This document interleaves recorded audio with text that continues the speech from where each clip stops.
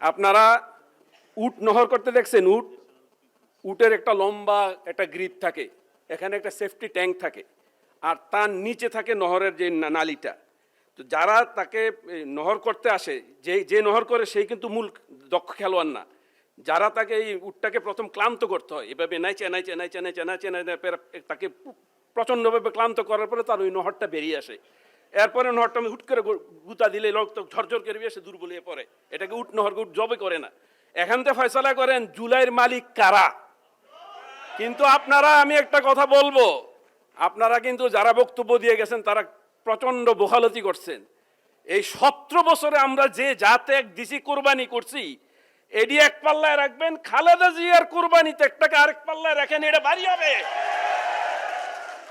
সাবেক 3 বারের সফল প্রধানমন্ত্রী, 20 দলীয় জোটের শীর্ষ নেত্রী, মাদার অফ ডেমোক্রেসি খালেদা জিয়াকে যখন মিথ্যা মামলায় কারাগারের অন্ধকার একটা কষ্ট রাখা হলো, পোকামাকড় পরিত্যক্ত রাখা হলো, এটা কোন আচরণ করা হলো, কত বর্বর আচরণ করা হলো।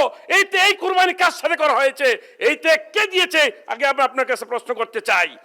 ওনাকে যখন মার্চ অফ ডেমোক্রেসিতে বাসা আটকানো হলো, আমি একা ওই বাড়িদারা এমবিসি, আমেরিকান এমবিসিতে যেতে চাইছিলাম। আমার কাপড় চোপড় খুললে আমাকে লাঞ্ছিত করলো রাস্তায়।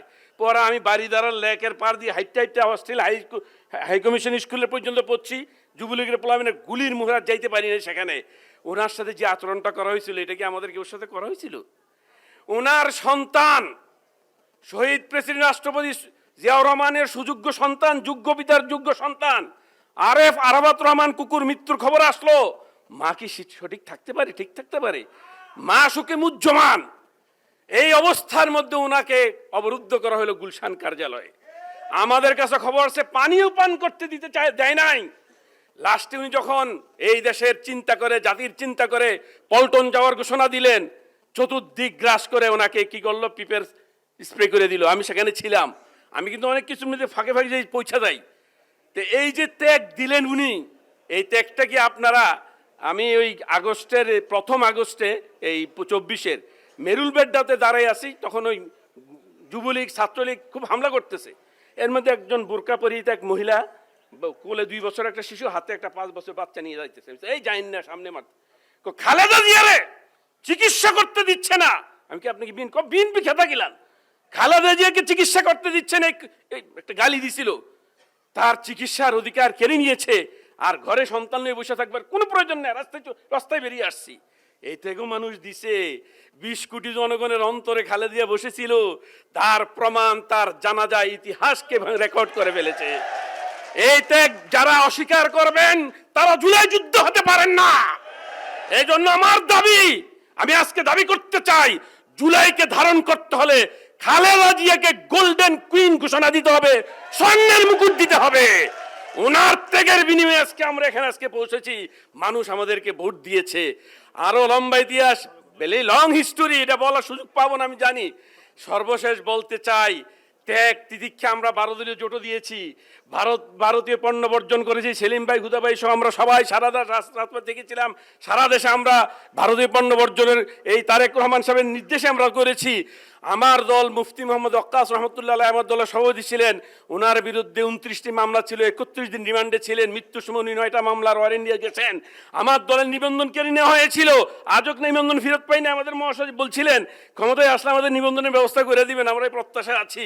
তো সর্বশেষ যে কথা বলতে চাই, যে জুলাইকে যারা সনদ বাস্তবায়ন হবে কিনা এই প্রশ্ন করছেন, লাগে আমি একটা প্রশ্ন সাথে যুগাই, যাদেরকে নিয়ে আপনি জুলাই সনদ বাস্তবায়নের জন্য আন্দোলন করছেন, আপনাদের সাথে কিন্তু 3 তারিখে যারা শেখ হাসিনাকে টিকানোর জন্য স্বরাষ্ট্রমন্ত্রী কামালের সাথে বৈঠক করছিল, তারাও আপনাদের সাথে আছে। তারা তো জুলাই যুদ্ধের শহীদের গাদ্দার। তাদেরকে নিয়ে কিভাবে আপনি জুলাই সনদ বাস্তবায়ন করবেন? আরেকটি প্রশ্ন, 31 দফা সংস্কার যখন ঘোষণা করা হয়েছিল 23 সালে, তখন সংস্কারের নাম বাংলাদেশ ছিল না।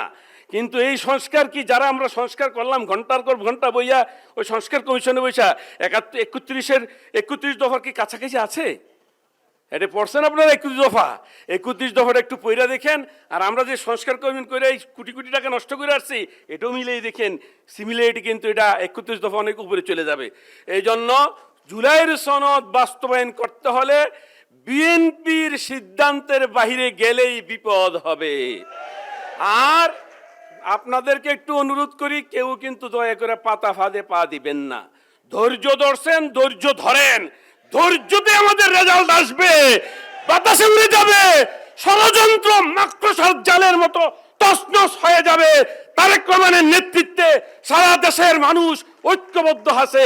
তবে একটু আবেদন করে যাই, আমার কথা রাগ করেন না, মন্ত্রী পরিষদের সদস্যবৃন্দ এমপিদেরকে অনুরোধ করি, আমাদেরকে একটু সাক্ষাতের সুযোগ দিয়েন। আপনারা প্রধানমন্ত্রীর পথ অনুসরণ করেন, ওনার মতো বিনয়ী হন, ওনার ভাষার মধ্যে যে প্রাঞ্জলতা তা আপনারা লক্ষ্য করেন। এবং আমাদেরকে মন্ত্রীদের সাথে ওয়েট আমাদেরকে মন্ত্রীদের কাছে সাক্ষাতে গেলে দুর্ব্যবহার করা হয়, ওনাদের ব্যক্তিগত কর্মকর্তারা ফুট ধরতে চায় না। তাহলে ঐক্যবদ্ধ থাকবো কিভাবে? এই জন্য ঐক্যবদ্ধ থাকার জন্য আমাদেরকে সুযোগটা দিবেন।